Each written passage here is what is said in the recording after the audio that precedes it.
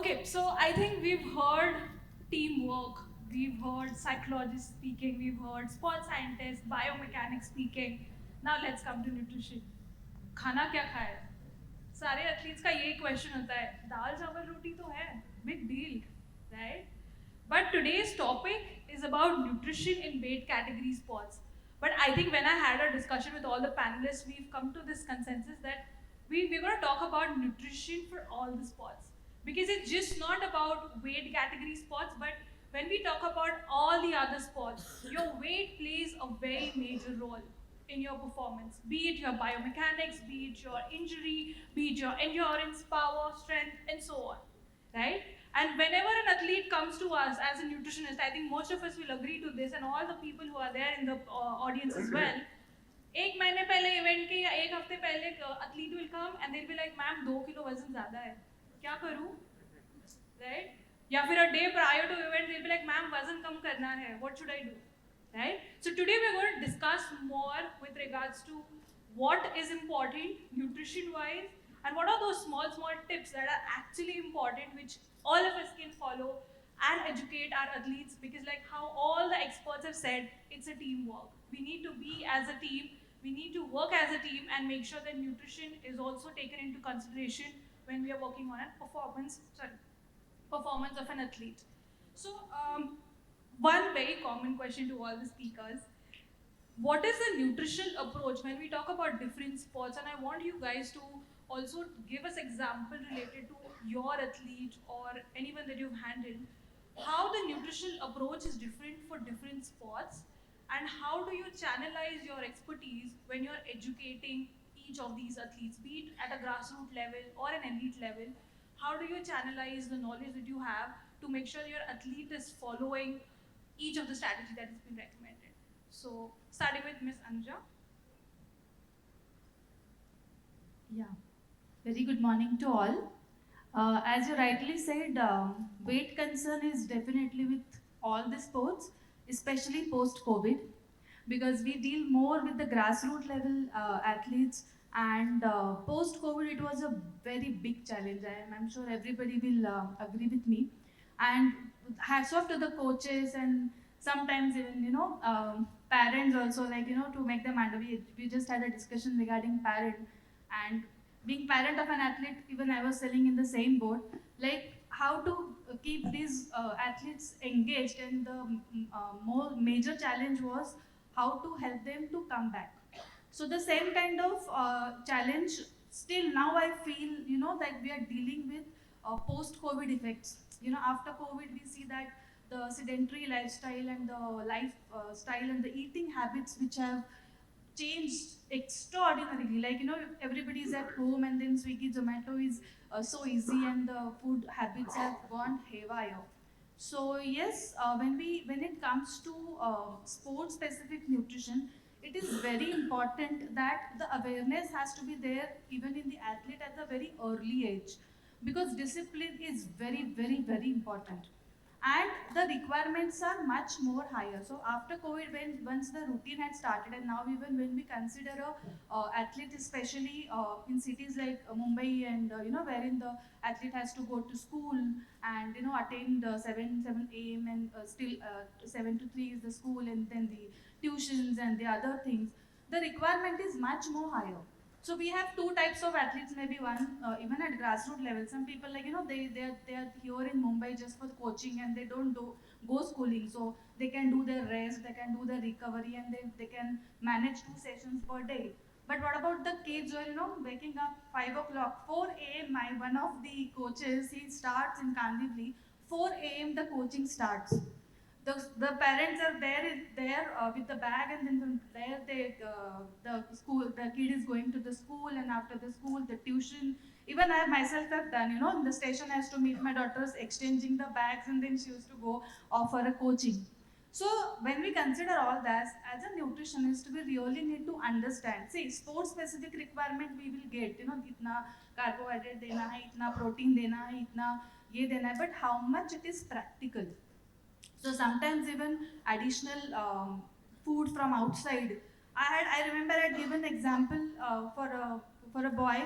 कि तू वड़ा पाव खा भाई, क्योंकि अगर कुछ भी अवेलेबल नहीं है, so you have to practically give some advices wherein something is better than nothing. So as a nutritionist, whatever we learn, sometimes you have to keep our things very much. I mean, the practical aspects has to be actually thought about, and what best we can do more than just sitting and calculations. Because even the requirements, if we say, the average Indian child doesn't eat the more than 1,500 or 2,000 kilocalories. I'm sure everybody would agree. And when we see at the requirement is 4,000 and 5,000, and then consider about the weight cutting. If the 1,500 kilo calorie खाने वाले बच्चों को अगर हम पहले 4,000 पे लेके जाएंगे तो उधर ही वेट गेन होगा. Then how to give weight loss? So everything, and even as a parent, I mean, when somebody comes approaches a nutritionist, performance is the first thing is there in the mind. But what we have to learn is basics. मतलब कितने सारे बच्चों का immunity schedule भी नहीं follow हुआ है, उनका डिफिशिएंसीज है. तो everything we have to go step by step, and then the micros and my micronutrient calculation, I think, would come into the picture. So I think, yeah, I've answered. Thank you. Anuradha, would you focus more, like continuing with your conversation, would you like to focus more on the caloric and the macronutrient parts specific to specific athletes as well? Yes, sports. Yes, sure. So, to continue with Anuja, I think matching with the practical life is the first thing that a nutritionist does. For example, whenever the student, I mean the athlete is practicing on the ground, the only thing that is probably available around is, नींबू का पानी या फिर गन्ने का juice at the max, right? Especially if they are not well equipped or not economically able to try and buy things, correct? So that is one thing. Secondly, I would like to give an example of a badminton player. She is just 10 years old, and what nutrition can actually do to an athlete. So this girl was diagnosed with asthma, and she had a lot of breathing issues, and apart from that, she was her mother was also mentioning that her intestine, there was some inflammation in the intestine, and other inflammations also occurring. When we approached, I mean, of course, weight gain is something, or height gain, or growth overall is something that is a concern of a parent. So initially, we definitely got the blood tests done, about which we will be anyway discussing later. Secondly, understanding what all foods were actually triggering the inflammation or infection for that matter, and also reducing her or affecting her performance for that purpose. All were taken into consideration, and once these foods were removed and focused on the foods that were basically giving more of energy or other calorie, then the calorie was taken into the picture. Now, again, initially there is a lot of resistance from the parents or even the athlete, that the schedule, and there is the schedule that a nutritionist gives is very overwhelming, and the athlete is not able to follow it, which is very understandable because it's a habit and it's going to take time. So, very important for a nutritionist to also build a rapport with the athlete and understand the concerns, listen to them, what are the exact problems, and then go ahead with the suggestions. I hope I've covered the. Thank you. Dr. Amol, you would like to add something with regards to the physiological parameters, or maybe if we talk about an athlete, what kind of physiological changes an athlete goes through if they are not following a particular type of a diet for their sport? Well, what I feel is, and we have observed it clinically as well, that first thing is athletes have different ideas or notions about nutrition and what suits them, and they try to copy some of their seniors who had been successful in the field and have those kind of routines which they are following. So here I want to mention that every person is unique, his demands are unique, and his demands at a particular level of training are unique there. So we have to categorize that thing, and I think here most of us will agree on that part. So with that, if somebody is having some food, his routine, whatever he's having, first we should ensure in that case how much is the real intake required. Are there any deficiencies which are coming out of his regular diet? Because the most important thing I found in clinical practice, I mean, when I was working with the team, it was different because everything was state sponsored thing. So there was no need for bothering about a lot of problems. We had nutritionists on board, we have people on board, we have government to support everything. But when it comes to the private practice, I had like 3 weeks back, I had one case that athlete was aspiring to become or to get into the physical fitness for being recruited into police. A girl, very bad financial status, husband died during the COVID and have a responsibility and all those things. She was working 2 odd jobs, no money for even sustaining her basic food. To that athlete, if I try advising a lot of supplement and other things, it's not possible to even think of advising her that way. To the extent that I had to, I mean, out of compassion and all, I had to try to help her. I give from my pocket that okay, you have something for yourself because your physical test is nearby. So these problems are almost everybody of us are facing in grassroots. That parents want to support their kids, they do not have extra resources, and then comes the physiological changes, which ma'am has already explained that a diet is already deficient in calories. Now, problem is whether we go with the idealistic thing and then try to cut down on strategies or what we do, because that's a usual challenge. And then the challenge comes with the coach's side as well, that this is the competition. We have only this much time left and he has to perform, he has to do training. Now, with that limited resources or that limited nutrition, if the person is doing the training, he might go into overtraining, he might land into nutritional deficiencies, he might land into inadequate recoveries as well, which can be cause of significant injuries in his life. But here everything is at stake, everything has to balance. So what nutritionist is left with an option is, I feel, and that's a really challenging job, that you have to figure out what odds work in your favor, and based on that the solution will come into picture. But we understand that there are significant effects on the physiological changes which also will happen in the body. Deficiencies develop. Some people might gain more weight, some people might lose, and so there is a recent problem coming up in, I mean, we all have that thing, malnutrition, because relative energy deficiency states is coming in picture. We have seen a lot of research also coming in that place, and even now that is not limited only to the female athlete. Earlier, a decade before, we were talking only about female athletes, that they have the energy malnutrition. But now even boys are having that kind of problems. So I'm sure we'll be having such kind of discussion in subsequent rounds, but I'll wind up here to pass on. So very well said. I think RED-S is something which we see nowadays in all the athletes, irrespective of the gender. So Shweta, would you like to add something with regards to how to tackle this situation and how to educate an athlete with regards to foods that they need to eat to avoid relative energy deficiency? Hi, good morning, everyone. Just wanting to add to what Dr. Amol said about RED-S, that it's generally seen in women or female athletes because it can be identified easily in them because there are hormonal fluctuations, right, that occur. And because of that, we can actually identify that better in female athletes. But it's also happening in boys, where they are also consuming less calories. And I think in sport, a lot of athletes are getting very image conscious also, especially because of the influence of social media. So I think what ends up happening is we see two spectrums. One is where they're eating less, and the other where they're eating more. So counseling is very important, because when the athlete comes to you, we have to first sit down and understand where they're falling short. Get their blood work done, check why the previous diet was not working for them, and what is it that they want me to do for them now, right? And we have to actually talk, like a multidisciplinary approach has to be implemented, where we talk to the coaches, we talk to the physios if there is a rehab case going on, and then figure out whether the diet we've planned for them is working or not.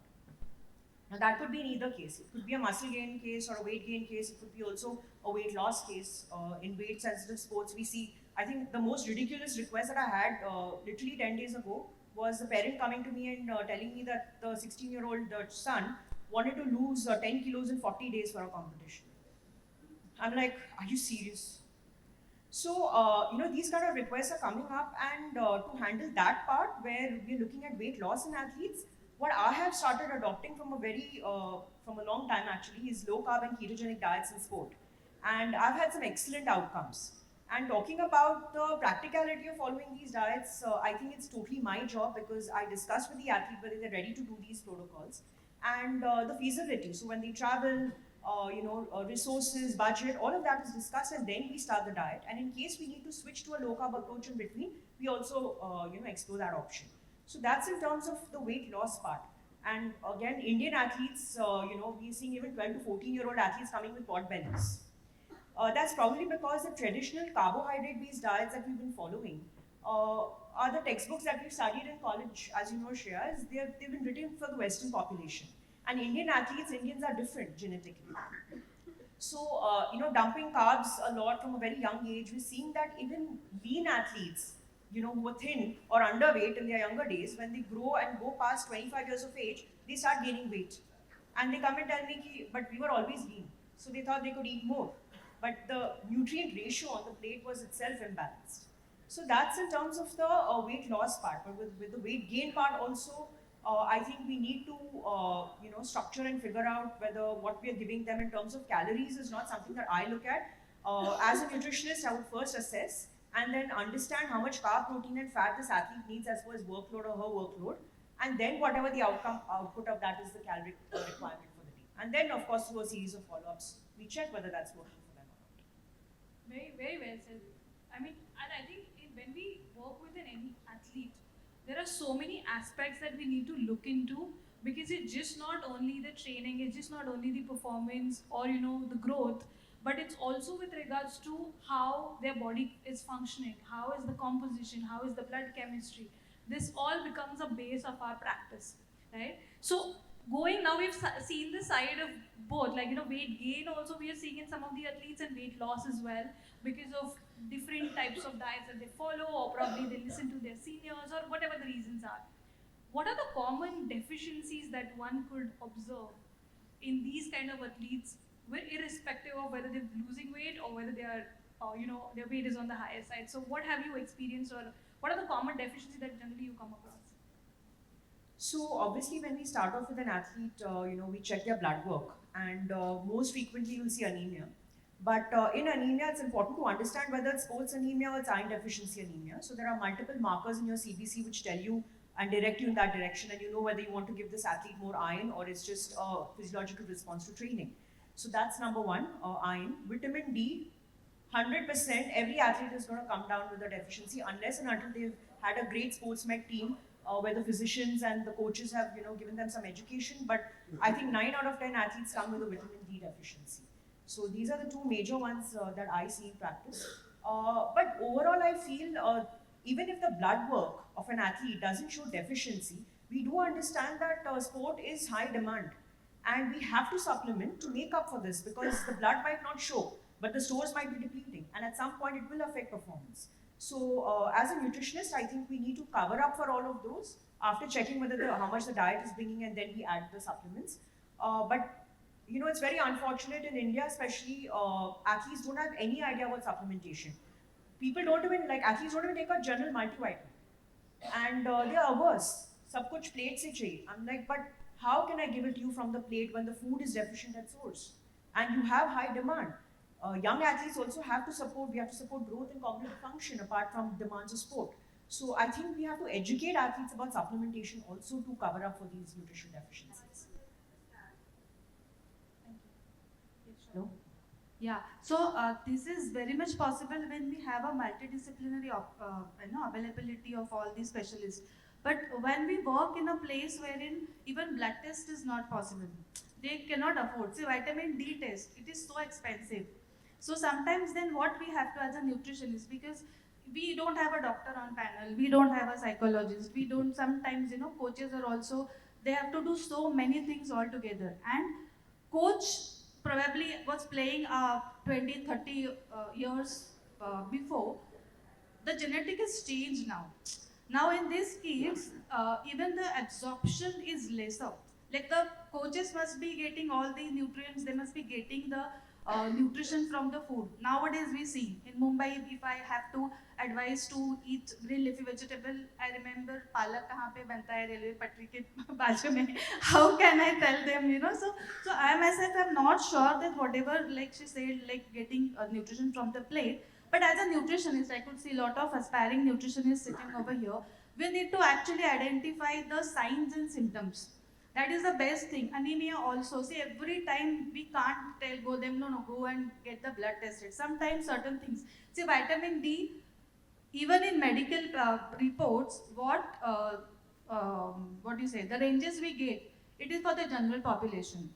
B12, you will definitely agree with me, the ratio is like 90 to 900. Now, how can we actually apply that to the sport? So the best thing is, as a nutritionist, we should at least promote certain kind of basic oral nutrition supplements. I mean, ergogenic aids are different, but the vitamin D supplements are much cheaper than testing it, then understanding, okay, because the deficiency to hone wala hai, and every 6 months, even if they do the test, even if they do the supplement or the course of the supplement, still it is going to go down.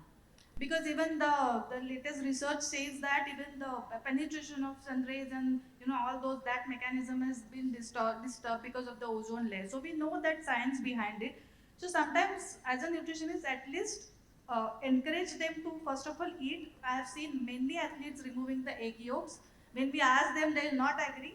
But when I used to go with my daughter, जहाँ पे भी mess होता था, egg yolks का पूरा एक दिगारा मिलता था मुझे. And when I used to say कि आप ये क्यों फेंक रहे हो? Seniors नहीं खाते इसलिए हम भी नहीं खाते. But actually as a kids you need the egg yolk, and I mean the most, because वो supplements देते हैं और अंडे में से जो main nutrition है अंदर, vitamin B12, D3 है, B12 है, all the other micronutrients. So yes, encouraging the basic habits it is the responsibility of the nutritionist, but also suggesting certain basic supplements is also responsibility of a sports nutritionist, and understanding the signs and symptoms. That is very important. Correct. Very pointed with regards to the signs and symptoms, and I would like to ask Dr. Amol about it. If in case, like how ma'am said that there is no possibility of doing a blood test, so how should a nutritionist or anyone in the team of an athlete, how should they recognize or see that okay, probably this athlete could be deficit in either say vitamin D or iron or any other nutrient? Well, hello. Yeah. So the first thing is, if we are talking about anemia, then we will have the signs of anemia, clinical signs of anemia, easy fatigability, and other things which can actually give us, from the history itself, it can tell us that yes, the person is having some problem, and a preventive treatment in that case will always be better, because one strip of Otrin will cost very less amount rather than testing it. Sir will agree on that. And even what I do in practice is, if somebody is not affording, and although it's a era of evidence-based medicine, but still, I try to prescribe a vitamin D supplementation, and I tell him that the cost of test will be so much that you can actually treat your entire family in that. And we obviously do that unless we have to prove to someone that yes, there is a deficiency and there has to be a documentation process. We really don't advise those tests. But that's the way that a presumptive treatment will always help. You just have to be ensuring one thing, that are you not giving too much? Because giving something is better, giving supplementation is better, but you have to ensure that you're not prescribing it too much. Let's say if you're prescribing a vitamin D, 6 week, 8 week, it's okay, but don't prescribe him for a year and then without follow-up, you just try to tell him that way. A frequent follow-up is essential. At least if he cannot afford to go for the test, at least he can come back to you for follow-up, which in turns means a lot of that. So I think one case was there wherein the vitamin D had gotten toxicity, but the symptoms were similar. So fortunately, he was a weightlifter only from my daughter's team, and we were constantly bombarding the importance of vitamins and this and that. And that fellow was taking the injectables also without informing us, then oral drugs, oral supplements also, and obviously the diet was also nutrient rich. So literally we had to कि क्या कर रहा है, मतलब कितना अंदर जा के वो screw down करके फिर हमको पता चला okay, he is doing all these things, and then that time then we had to check it, because कितना ज़्यादा गया है वो समझना ज़रूरी था. So accordingly, we wanted to make our strategies. But otherwise, if we educate them properly, I think everybody knows nowadays that vitamin D3, since it is a fat soluble vitamin, toxicity may happen. So we have to make them aware that okay, do the course and then stop. Then you can maintain it through your diet. But if it is very low, even only diet will not suffice. That is also a fact. I'll just add one point with respect to vitamin D. I think it makes sense to do one test after you give the athlete some dose, like a mega dose, especially when they're deficient. I'll tell you why, because vitamin D response is different for different individuals. Some people load up very quickly, but some people, even with the 60,000 weekly, they take weeks and weeks to even come to the, to a borderline or a sufficient range, which according to me is around 50 to 70 for an athlete for sports performance. So I feel like one time if you test, a nutritionist will get some idea about what kind of a responder this athlete is. But otherwise, yes, it makes sense to give a very basic dose and for them to continue maintaining it. And most importantly, please, we need to check that all the supplements that they are taking, because there's going to be vitamin D coming from the multivitamin, then vitamin D separately, then some from the calcium, some from. So we need to figure out how much vitamin D is going in the day also, besides just giving a vitamin D randomly. Correct. Correct. And just for everyone's information, Anuja ma'am's daughter is a weightlifter. So there's a lot of experience that is coming in with regards to the nutrition, food, supplementation, and the performance aspect as well. So as we are talking about the deficiencies, Anuja, I want to ask you, with regards to vitamin B12, especially in vegetarian athletes. Okay, this is something that even it used to trouble me when I was doing my bachelor's. I tried and literally went through all the books and the Indian, data that is present. Because again, when you are googling it, the food sources and the range that is going to come is going to be of other foods, or you basically don't have whether you don't know whether it's authentic. So I think in terms of vegetarians, there are two things. One is sometimes there are vegetarians I've seen who are genetically able to have higher B12 levels, or at least around 500, 600, and they are able to manage it with the normal, nutritional routine that they have. In terms of people who do struggle, I think dairy is one of the sources that you can actually get B12 through, and basically paneer, the buttermilk that is there.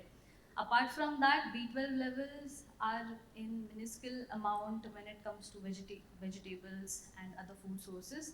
So I feel that instead of trying and breaking our heads and going against the flow for B12, because I have seen so many consequences when there are low B12 levels, even if you're not an athlete.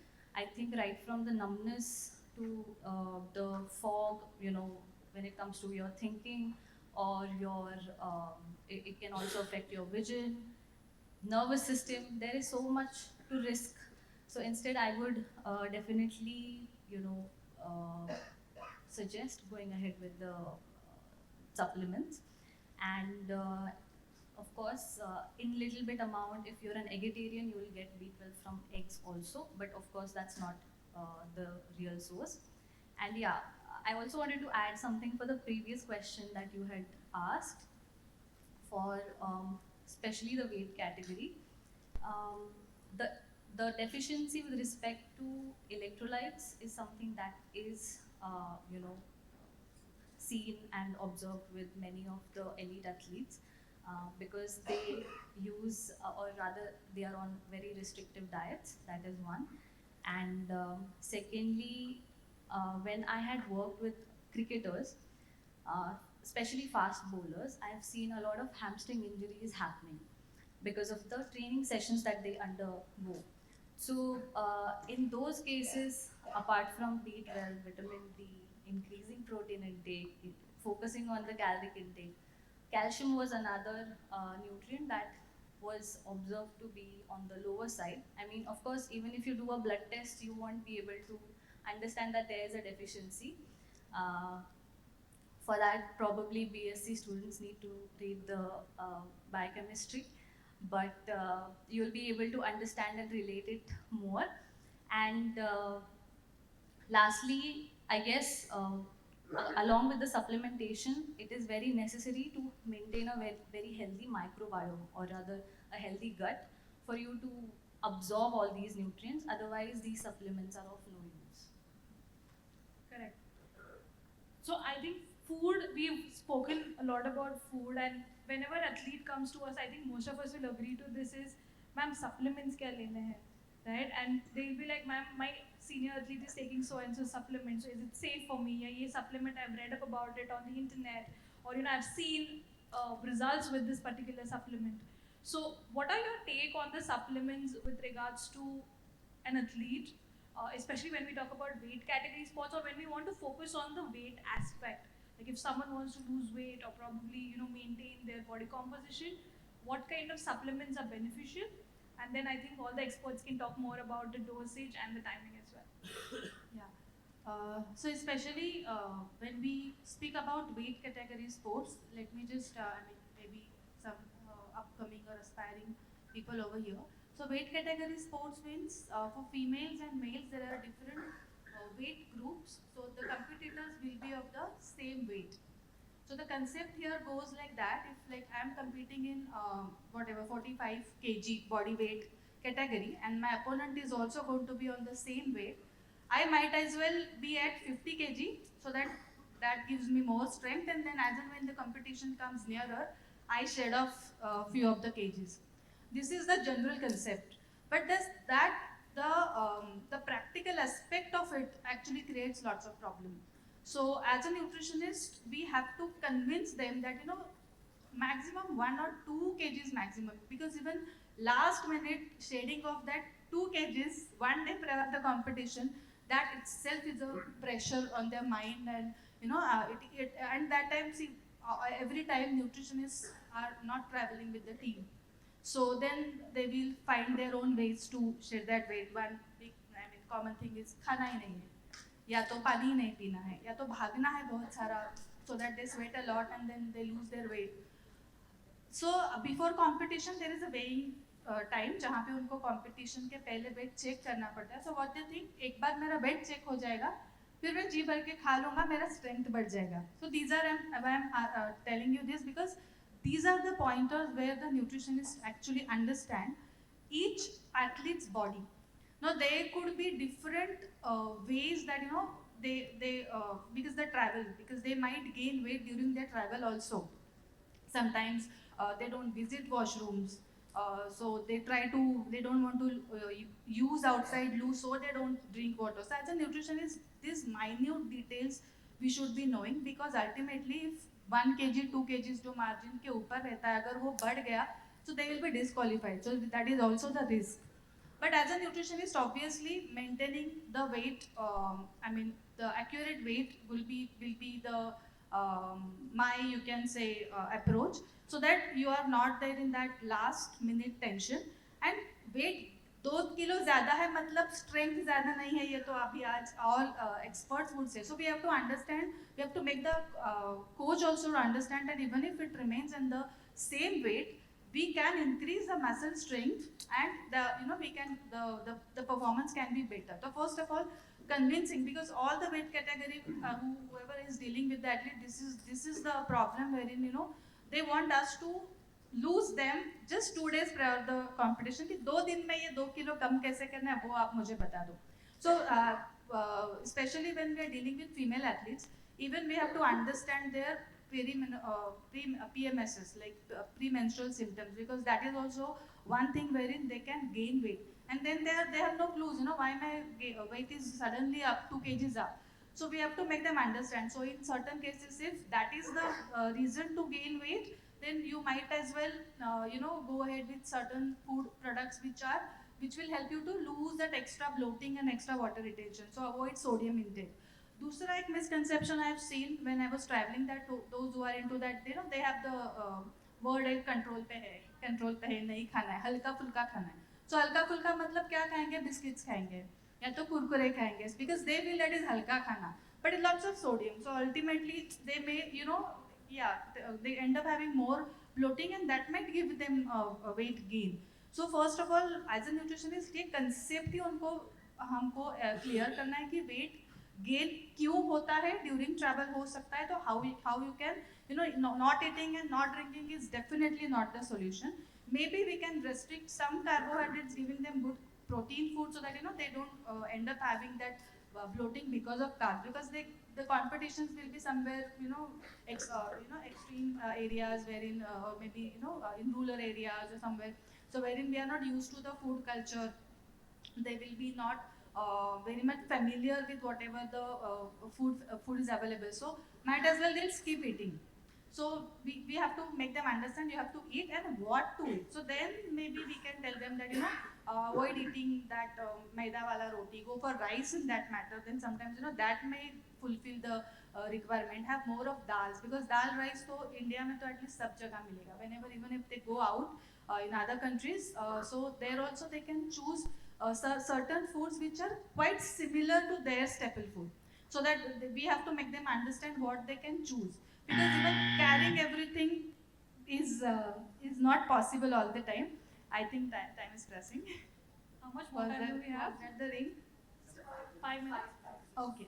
So I'll just end up saying that. So as a nutritionist, we should encourage that maintain weight throughout the year, and then as an individually we have to discuss with the athlete and the coach what could be the weight loss strategies for that particular athlete, considering the possible reasons for the gain. Anuradha, you want to add something to that? In terms of body composition, I guess for both the categories, especially for the weight based category, I think we need to take one thing into consideration, that with each gram of carbohydrate, our body is going to store 4 ml of water when it comes to the cutting phase, right? So we will have to make sure that the complex carbs are going, and of course the athlete is still training, so the glycogen and the recovery has to be taken care of. At the same time, if there are certain supplements like creatine, if an athlete is using, then that also holds more of water, and that needs to be taken into consideration.